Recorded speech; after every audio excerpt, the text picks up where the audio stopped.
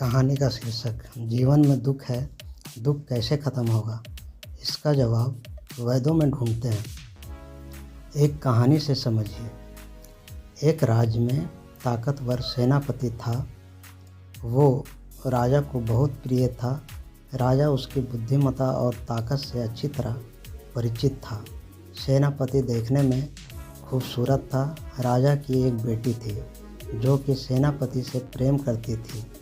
जब राजा को सेनापति और उसकी बेटी के बीच प्रेम के विषय में जानकारी हुई तो राजा आग बबूला हो उठा। उसने सेनापति को फांसी की सज़ा सुना दी। सेनापति को जिस दिन फांसी होनी थी उस दिन सभी लोग इकट्ठे हो गए। सेनापति फांसी के तख्ते पर खड़ा रोने लगा।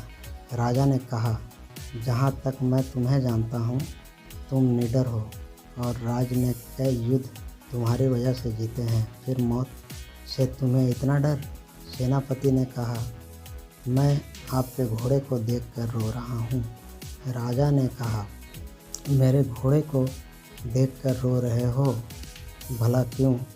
सेनापति ने कहा, असल में कुछ समय पहले मैंने एक घोड़े के विषय में पढ़ा था कि एक विशेष तरह के घोड़े को उड़ना सिखाया जा सकता है। मैं काफ़ी दिनों से उस घोड़े की तलाश में था, लेकिन आज आपके इन घोड़ों के बीच मुझे वो घोड़ा दिखाई दे रहा है जिसे उड़ना सिखाया जा सकता है। मेरी बदकिस्मती देखिए, आज ही घोड़ा मुझे दिखाई दिया और मेरा अंत समय आ गया।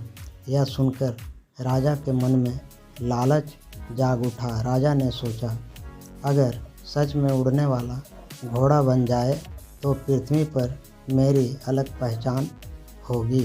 दुनिया में मैं एक मात्र ऐसा राजा बन जाऊंगा जिसके पास उड़ने वाला घोड़ा होगा।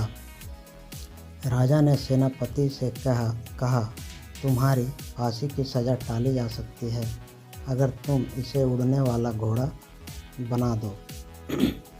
लेकिन तुम्हें ऐसा करने में कितना समय लगेगा? और तुम ये झूठ तो नहीं कह रहे ना? सेनापति ने कहा, मुझे 1 साल का समय लगेगा, तब घोड़े की तैयारी पूरी होगी। और मैं आपसे झूठ कैसे कह सकता हूँ राजन? मैं इसी महल में आपकी नज़रों के सामने ही रहूँगा।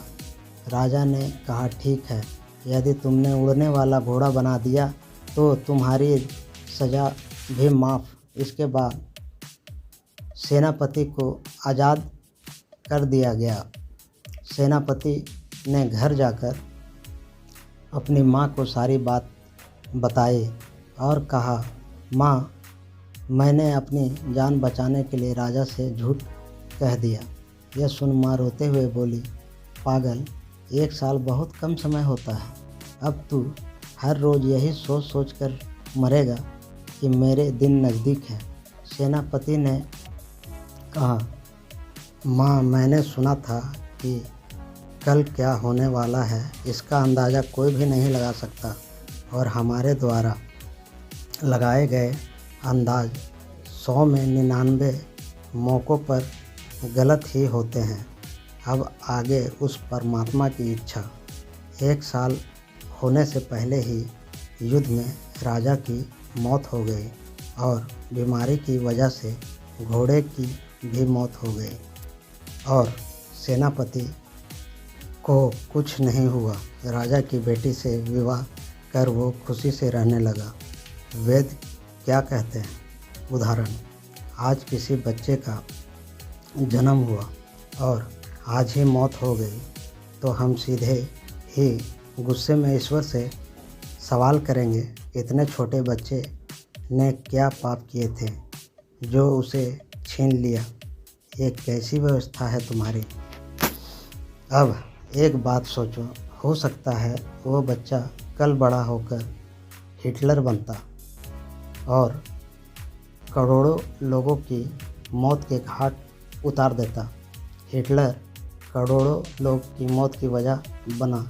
उसकी माँ भी कहती होगी कि काश बचपन में ये मर जाता। सोचो, आपके बारे में एक पूरी किताब लिखी हुई है पृष्ठ नंबर 50 पर लिखा है कि आप ज़िंदगी में 20 बार फेल होंगे। किताब में से पृष्ठ नंबर 50 आपको फाड़ कर दे दिया गया। आप उसे देखकर रोने लगे और ईश्वर को दोष देने लगे।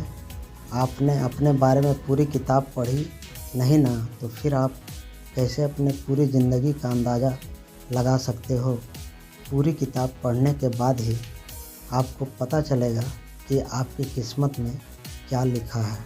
हम इंसान हैं, सुख और दुख हमारा स्वभाव है। हमारे साथ कुछ गलत होता है, हम भावुक होकर आगे तक का नहीं सोच सकते। लेकिन ईश्वर भावुक नहीं है, वो हमारी बुद्धिमत्ता की तरह नहीं सोचता। वेद कहते हैं जो व्यक्ति उसकी व्यवस्था को स्वीकार कर लेता है वो मुक्त हो जाता है। दुख देना है दे, मंजूर है। सुख देना है दे, मंजूर है। फेलियर देना है दे, मंजूर है। किसी को दूर करना है कर, मंजूर है। क्योंकि ऐसी परिस्थिति में हम दिमाग नहीं लगा सकते कि अंत परिणाम क्या होगा। यदि आज रात मेरी या मेरी माता पिता की मौत लिखी है तो मैं क्या कर सकता हूँ। मुझे उनसे प्रेम है, लेकिन कुदरत की व्यवस्था मेरे प्रेम से थोड़ी ना बदल जाएगी। ये कुदरत ईश्वर की व्यवस्था है। हम जैसे साधारण लोग इस सच को स्वीकार नहीं कर पाते, लेकिन वेद कहता है इसे स्वीकार करने वाला ही मुक्त हो पाता है। 100 बात की एक बात, तुझे जो देना है दे, जो लेना है ले। मैं अपनी तरफ से प्रयास करूँगा, बाकी तेरी इच्छा। इस विचारधारा से जीने वाला कभी दुखी नहीं हो सकता। दोस्तों, ना जाने कितने लोग होंगे जो दुखी होंगे, जिनका मनोबल टूट चुका होगा। अगर आप इस पोस्ट को शेयर करेंगे तो इसे पढ़कर ना जाने कितनों को हिम्मत मिलेगी। इसे शेयर करना आपकी जिम्मेदारी है। ऐसी और पोस्ट पढ़ने के लिए हमारे पोस्ट को तुरंत फॉलो करें। थोड़ा अच्छे कर्मों को भी सपोर्ट किया कीजिए। दोस्तों, आपको ये पोस्ट कैसी लगी, गुड और बैड, कमेंट करें। आपके कमेंट से ही हमें पता चलता है कि हम आप तक कुछ बेहतर पहुंचाने में कितना सफल हुए। पूरी पोस्ट इतने प्रेम से पढ़ने के लिए आपका शुक्रिया। एडमिन राजू राजकुमार महतो।